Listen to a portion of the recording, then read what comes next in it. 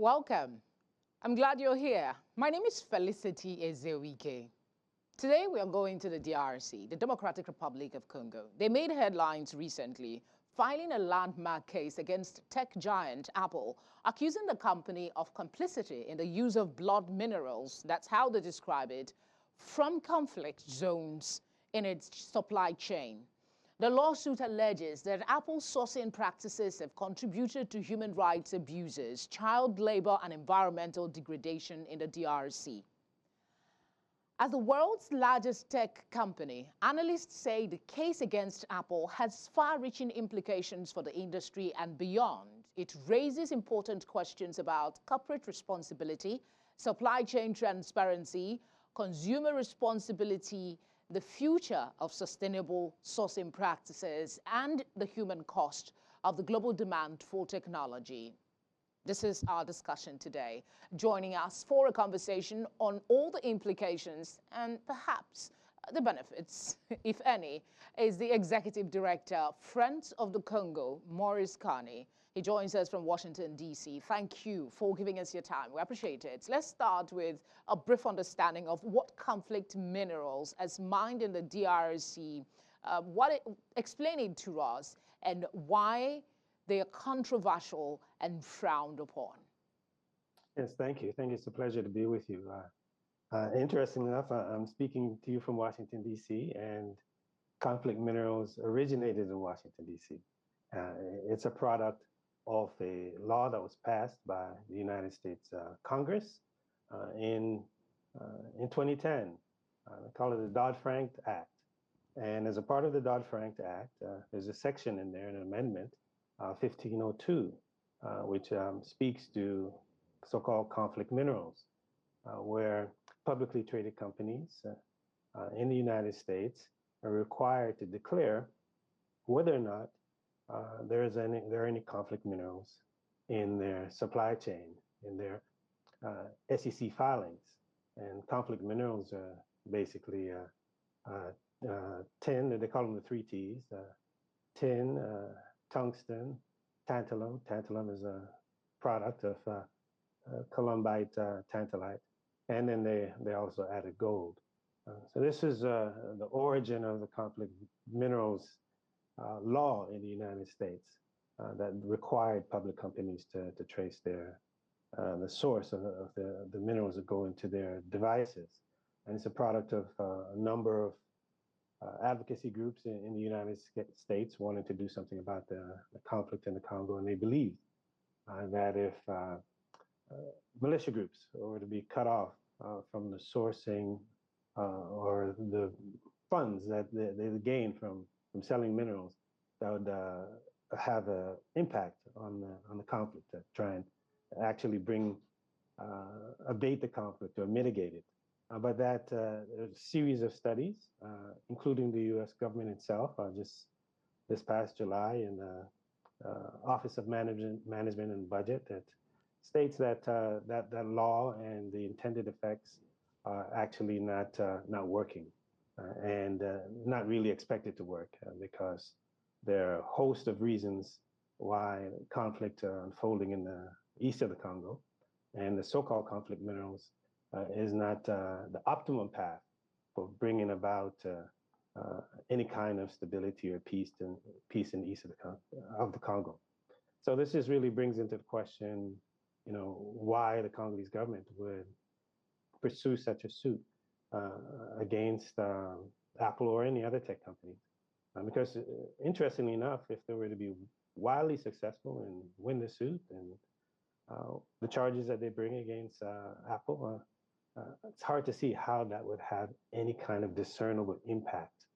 Why the skepticism? I'm trying to really get you, but I hear you saying it might not have the impact. If they knew they were going to fail, why would they embark on such an adventure, especially when they know that the implications for local community is dire if nothing is done? Oh, without a doubt, it is dire if nothing is done. But if we look at the conflict in the Congo right now as we speak, right? There are 4,000 Rwandan troops uh, in the Congo, Eastern Congo, who are there in concert with a militia group called M23 that is financed, armed, backed by the Rwandan government. They occupy a territory that is half the size of Rwanda as we speak, right? And that is the primary source of the instability that we see in the Congo right now. The hundreds of thousands of people who've been displaced from those areas that are now occupied by the Rwandan government and the M23 militia are in and around Goma in displacement camps. There are children who are being executed, women who are being raped at some of the highest rates ever in the Congo, according to Doctors Without Borders. So when we talk about conflict and trying to alleviate the conditions under which women and children are living in Eastern Congo, we have to talk about the Rwandan occupation, war of aggression, and plunder against the Congolese people. And suing Apple is not going to remove those 4,000 troops that Rwanda has in Eastern Congo. It's not going to enable the government of the DRC to regain the territory that's been occupied that's half the size of the Rwandan state right now. So if we want to address the crisis in the east of the Congo, right, going after a company that's at the very top of the supply chain is not the answer. It's not even the most efficient way. If there's any call that should be made, it should be made for sanctions against the Rwandan government and its top officials. War crimes, crimes against humanity, and possibly even genocide, charges being brought against the Rwandan government and its top officials, right? Ceasing of the arming, financing, training, and provision of diplomatic and political cover for the Rwandan government on the part of Western governments like the United States, the United Kingdom, the European Union, and particularly France. So we have mass atrocities being committed, tremendous amount of rapes, children being executed, and top officials in the UN, in the United States, in the European Union, in France, in the United Kingdom know that this is happening, know that Rwanda is primarily responsible for this, but yet the European Union just doled out $20 million or so to the Rwandan government, entered into a critical minerals deal with the Rwandan government. So if the West is arming, financing, training the aggressor nation that's perpetuating the conflict, and it's perpetuated the conflict for almost 3 decades now, continue to do that, that's where the issue is. It's not with a company, a tech company, not that they're not complicit in any way, certainly, but if we're talking about seriously bringing an end to what the United Nations says is the deadliest conflict in the world since World War II, then we have to address the question of the Rwandan government and its role. Maurice, in I really the conflict. I just really wanted you to land because you've brought on a whole new light to this conversation. It's not primarily about the case, but that's our focus today. You say addressing the conflict is more important than any case that might be taken, and that is fair. That is correct. You also say women and children are impacted heavily by the conflict that is ongoing. But would you rather no action is taking? While No, I'm those sure aren't the choices. The choices aren't sue Apple or no action, right? The choices are multiple.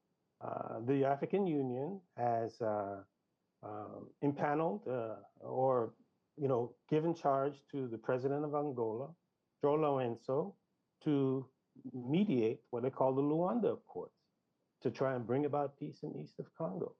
And just last week, Paul Kagame, the Rwandan government, and Felix Tshisekedi, the Congolese government, were supposed to meet, try and iron out a peace accord. And Paul Kagame didn't show up. He didn't show up to that. The reason why this is central is because the premise of the lawsuit, right? The premise of the lawsuit is if you hold this company accountable, it will abate or mitigate the conflict, right? And what we're saying is that that's a false premise. That premise needs to be challenged because the government could be wildly successful, but it won't mitigate the conflict. Let me share something with you. Here it is that the Congolese government is bringing a suit against Apple, right, for engaging in illicit trade in minerals or purchasing minerals from the Congo. At the same time, the same government has hired a lobby firm right here in Washington, D.C. called Mercury, paid them almost $1 million. And one of the charges of this lobby firm on the part of the Congolese government, right, is to try and get the sanctions lifted off the Israeli billionaire Dan Gertler, who's been sanctioned by the Department of Treasury in the United States for corrupt practices in the Congo that has cost the Congolese people about $1.6 billion over a 2-year period. So if we're talking about the plunder of the Congo and trying to mitigate that, then you have to ask the question, how does this sit next to each other where you have a Israeli billionaire being protected by the Maurice, Congolese government? it is very obvious that the conflict is very complex and complicated and multifaceted. There is no doubt about it. But you saying that the case was filed on a false premise, how would you rather that the DRC go about these what they describe as blood minerals that is being mined in local communities? Is it, okay, let me leave it there. How would you advise they go about it? Several ways, right? The minerals in the east of the Congo, and you have to make the distinction between the east of the Congo and the south of the Congo. The minerals in the east of the Congo, which you call blood minerals. What's unfolding there, right? It's because the Congolese state has not been able to exercise authority, control over that area. So that's one. The Congolese government needs to strengthen its authority over that area by paying its military, by reshuffling its military, which it's starting to do, because much of its military is infiltrated by Rwanda. So that's critical on the Congolese government side. Second, there has to be pressure placed on the Rwandan government. Media pressure, diplomatic pressure, withhold sanctions. But how do you hold a country to put them under pressure when they seem to throw everything over the... It's been done. It was done in 2012 when Rwanda backed the M23. The M23 is not new. They backed the M23, occupied the city of Goma, right? And what the United States did was, under President Obama, held military aid. A number of European nations followed suit, withheld tens of millions of dollars in military aid. The Congolese government had strengthened its military under Mamadou Ndala to lead an offensive against the M23. The African Union, in concert with the United Nations, introduced what they call a rapid defense intervention brigade, where South Africa, Tanzania, Malawi all sent their troops in to combat the M23 and the Rwandan forces. So you had the African Union, you had Southern African Development Community, you had Western nations, United States, and a host of European nations. You had diplomatic offensive. Maurice, I mean, you've just mitigate the conflict. I'm happy you changed the trajectory of this conversation, really, because the whole point is to educate people and actually get the benefit of what you know. But we're talking about peace in Eastern Congo, and we're saying, is this a viable method for bringing about peace in Eastern Congo? Suing Apple, right? It's almost as if we wanted to end the genocide in Palestine. Okay. I was going to say, Maurice, I was actually going to say that there are those who believe that you said something along the lines of the need for DR Congo to do more to assert the authority and get their military in order and all of that. Absolutely. Some would say one of the ways of asserting authority is to take action, no matter how minimal. And this case might just be one of those seemingly insignificant cases. But I mean, we are having a conversation about it. Isn't that something? Yes, absolutely. Absolutely. So think about it, right? Children are being killed. Women are being raped. Hundreds of thousands of people are being displaced, right? and you have a list of options to try and bring an end to what is a scar in the conscience of humanity, one of the deadliest conflicts in the world at, at this moment, right? And you have a list of options on there. This is an urgent situation. And if I were to list 10 options, right, which I can, suing Apple would not make the top 10 list. In fact, it probably wouldn't even make the top 100 list. So how this right? this conflict it's an has been urgent situation. So what I'm saying is that what the Congolese government with this suit, right?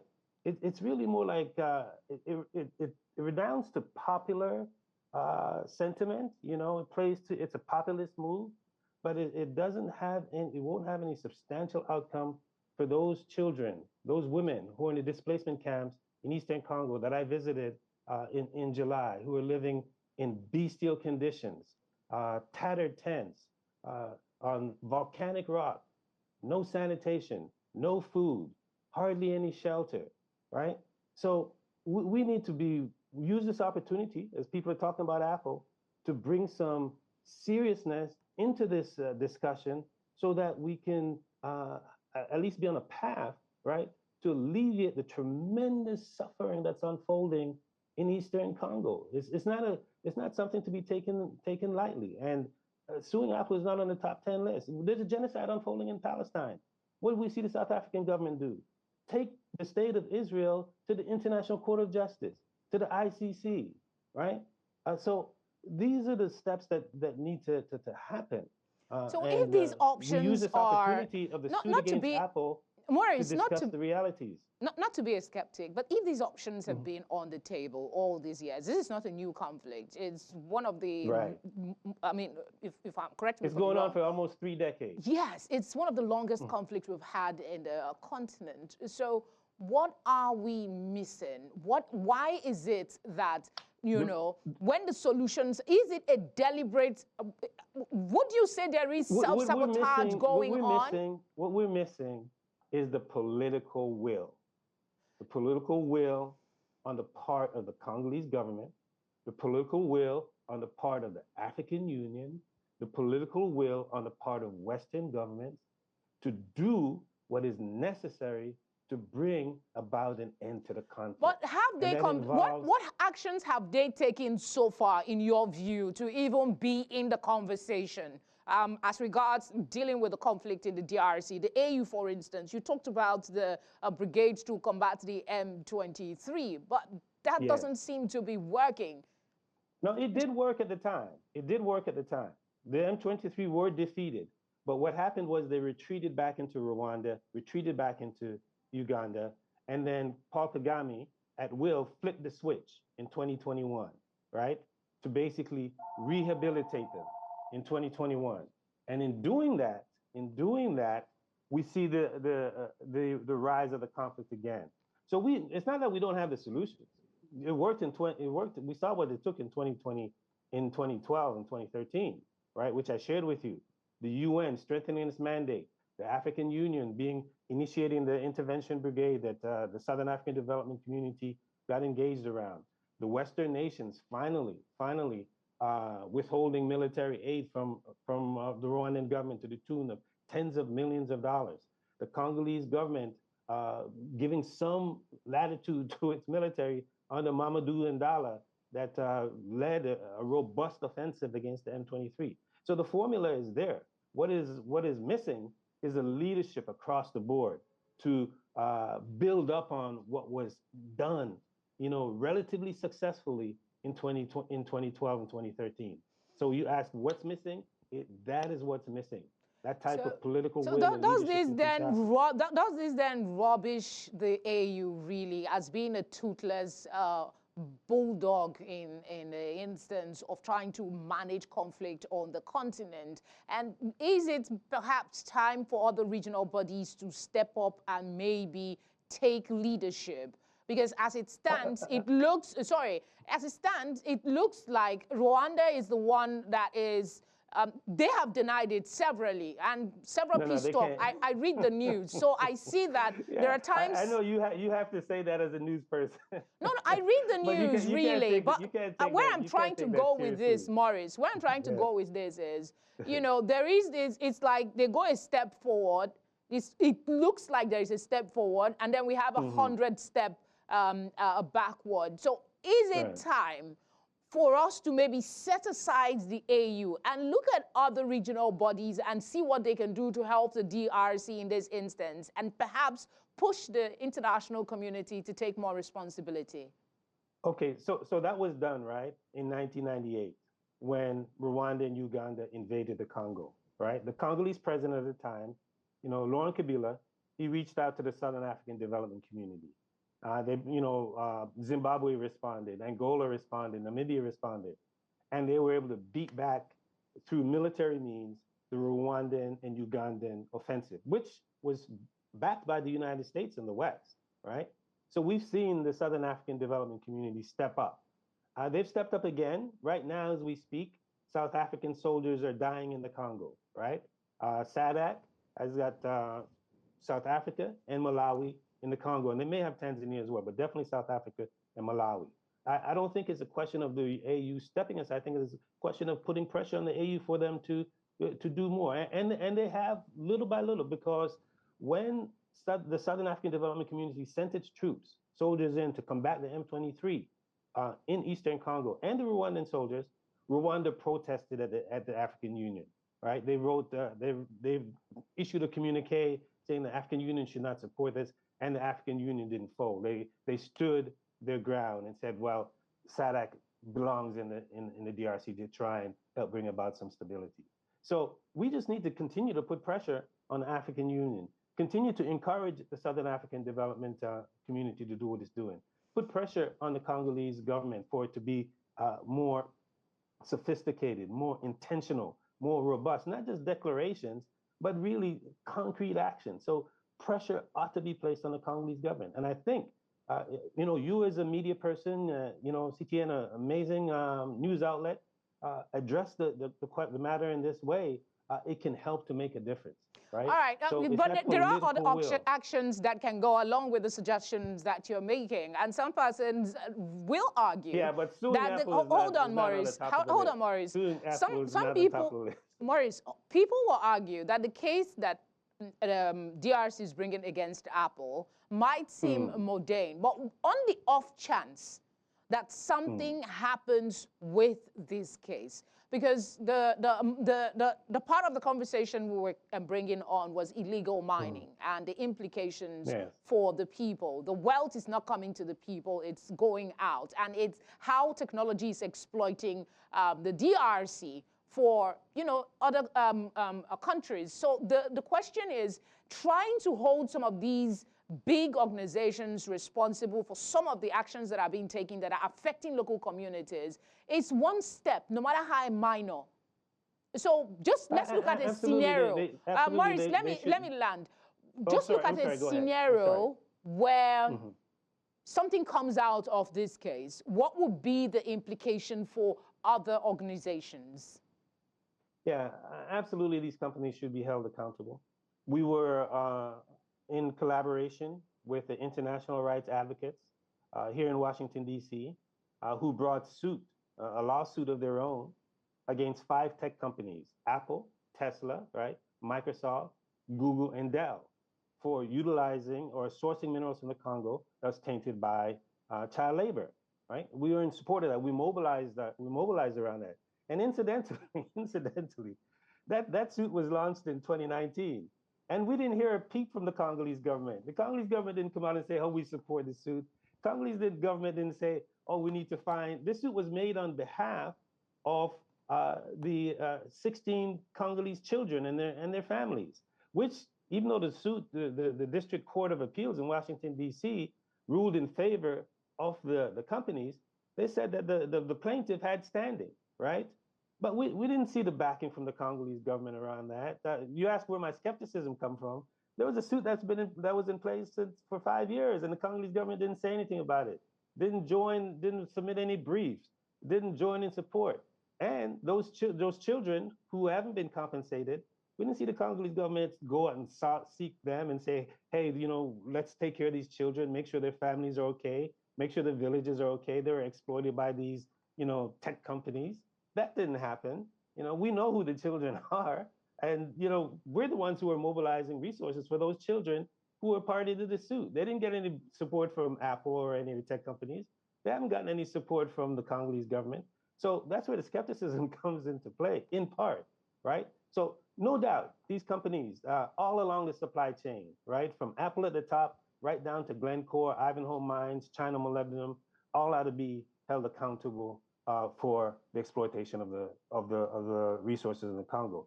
And by the same token, the Congolese government was the one who's doling out those contracts that are accruing to the benefit of these companies and not accruing to the benefit of their own population, right? So we really, I'm not saying that we shouldn't hold them accountable. Don't get me wrong. We definitely should hold them accountable. However, we have a serious matter on hand, which are people dying, women being raped, whole populations being displaced. It still sounds, it sounds like the DRC government is failing on several points. They can do much better. They can do much better. Far more robust. But what about the people? Is there something the people can do to maybe civil society organizations in the country to maybe nudge the government in the right direction? Is there a lack? Absolutely. Absolutely. Let me share this with you. If it were not for the Congolese people, the eastern part of the DRC would now be Rwanda and Uganda, right? It is due to the resistance of the Congolese people, their dedication to a unified Congo, that we see the Congo in the state that it is today, without Rwanda and Uganda having full control of it. So we cannot say enough about the Congolese people and their resilience, their resistance. Unfortunately, they are living on the richest piece of real estate on the planet that everybody wants a piece of, right?